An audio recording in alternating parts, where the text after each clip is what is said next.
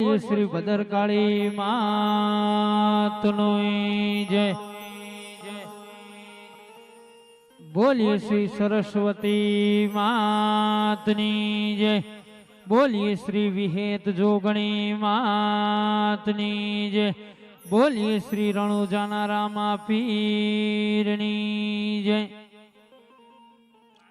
અને આજનો દિવસ રૂડો રડિયામણો નાથ વિહોતર 18 આલાપ અહીંયા પધારી અને અનવેરો થયો।